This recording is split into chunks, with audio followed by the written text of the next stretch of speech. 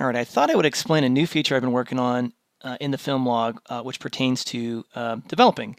And in this particular case, it's both for replenishment, one shot, and kits that you might reuse, like mostly colored kits and things like that. So this is my actual personal install. Since I wanted to keep the video short, I wasn't going to go through the whole, all the steps and like actually setting this up. Hopefully it's kind of self-explanatory. I guess we'll see. But starting with the one I use the most, which is XL replenishment, and this is the first time I've actually tried this. It's been working out so well, fairly well for past I think month or so. And anyway, you can see I've got the kit. It's specified as a replenishment. It's black and white. It's 2 liters. This is when I originally mixed it, so 3 months ago.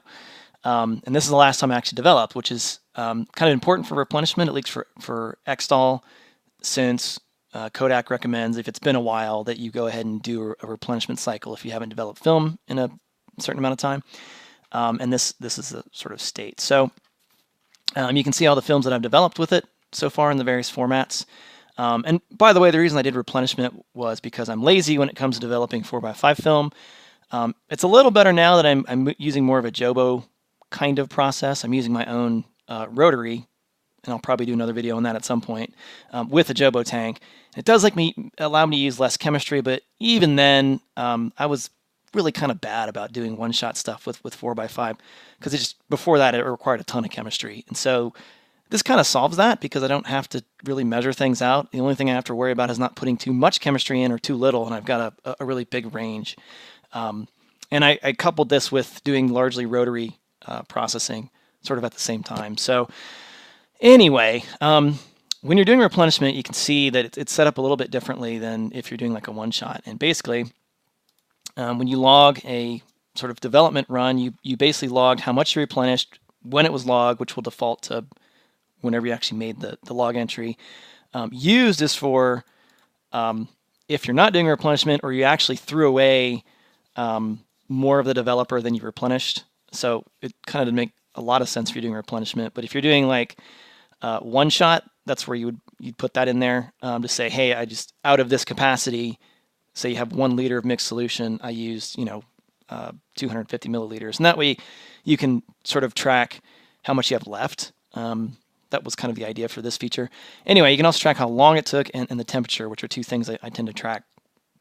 Fairly kind of important, especially for replenishment, is tracking development times over the same films, especially as the developer gets more seasoned. Mine, I don't think it's quite there yet, so I'm still kind of working on those.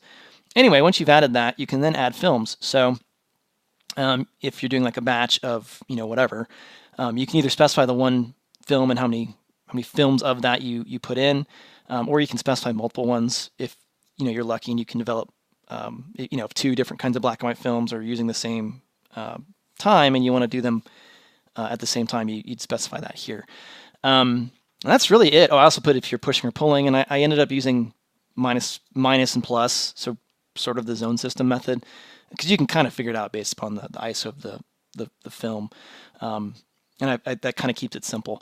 And that's really sort of all there is to it when you're doing replenishment. So there's some statistics that I want to put in here other than the films developed in the batch. Things like the average time between development. I'd like to try, I haven't figured out the math yet, but to try to track like how much of the solution may be seasoned versus not, something like that. But as a first pass is kind of what I have, and it works pretty well. I do need to add some pagination, since this log is getting kind of lengthy, which is important so you can go back and look at stuff, but it's getting kind of sort of unwieldy. And one point I will mention is that these logs don't currently relate to all the rest of the stuff in the film log. Like you can't relate a film in over here, for example, to your development process. Yet I'm kind of working on how to sort of handle that, because I don't like when I don't like that you have to free flow put in information here for this development if you have already done it. But anyway, just to show you quick what sort of multi-use looks like. I haven't done a whole lot of this, but this is it. So you can kind of decide, ooh, it's getting kind of old. Yikes. That's another feature of it, is you can see how long your chemistry has been mixed, which is a big deal for, well, I guess any chemistry, but especially stuff like C41 color chemistry and stuff. This might be a better example too. You can see, like, since I'm doing reuse, I'm not actually logging this, because that is if you like mix up a batch of say like Ilford DDX, and you've got like the working solution and you're consuming some of it. That will give you an idea about how much you have left, so that you don't have to, like, if you have less than you need to develop a roll of film, you can look that up here as long as you've measured things appropriately. In fact, I might remove this for cases where it doesn't make any sense, such as in this case. But anywho, you can see you got some nice information about how old the film or the batch was mixed and how many total films you've mixed. I'm not accounting for like capacity, so you still have to do your own math about how many sheets of say 4x5 you did versus how many of 35 millimeter or 120. But it gets you mostly there, and I'll probably add that at some point, because I think the rule of thumb is 4x5 sheets equals one roll of 35 millimeter, which I think equals one of 120.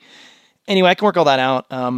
For me, I kind of eyeball it for the most part. In any case, that's kind of the feature. I don't have a one-shot developer set up right now to show, but it kind of works loosely how I described. And if you wanted to go sort of add that, you would just, add the developer, the name, when you mixed it, the capacity, the type, and then what kind it is. And selecting this kind will sort of determine how the whole thing actually works. I didn't talk about retired, but in case you wanted to keep track of like old kits, you have that option. So I could probably should retire this kit. I could retire it, and then I think I have it so you can delete it. But that might be kind of useful if you're associating, when I implement the feature, you're associating rolls of film developed with a specific batch of developer, and you can, especially if you have trouble with the roll, you kind of have a clear path so you can go back and look. And that might be kind of nice over time. Like, I kind of had some issues with the ECN2 kit, so next time if I remix a new batch, I can now compare, between films. Anyway, I'm starting to ramble, but that is the latest feature. I think what's available on thefilmlog.org may not be completely current. I'll work on getting that over. But I've been adding a bunch of new features and haven't seen a lot of traction with using thefilmlog.org, which is totally fine. But as a result, I've been kind of lazy about keeping it updated. But like I said, you can use that for free. You can sign up and create an account. And if you do and you run into any issues, just go up here and log a bug, and that's a good way to get a hold of me. That goes through GitLab. You can also host it on your own. The source code is also in GitLab, so you can just pull it down. And same way, if you have any questions, you want to log a bug, you want to contribute, you can do so using the GitLab project. Anyways, that's it. I hope folks got something out of it. I didn't go into replenishment and all that stuff itself as to whether or not it's worth it or not. You can go online and figure out all sorts of opinions about pro or con. I will say, so far, it's been working really well for me. Like I said, I've been lazy in terms of I prefer to add more chemistry capacity and not have to worry about precisely measuring a bunch of stuff when I'm doing my developing, and it works really well for that. I don't know if I've seen like sort of the crazy features folks mention about like improved grain with Xtol or anything like that. But like I was saying at the beginning, I don't know if it's really seasoned yet to really make a good comparison, at least when I'm looking at my development times. They're still pretty close to stock. So anyway, it's not really for that. I'm not suggesting people use replenishment or otherwise, but if you do want to use it and you want to track it, or you want to track your one-shots, or you want to track your multi-use kits, and you want to use the film log, now you have an option. And that's it. I guess until the next video, see you next time.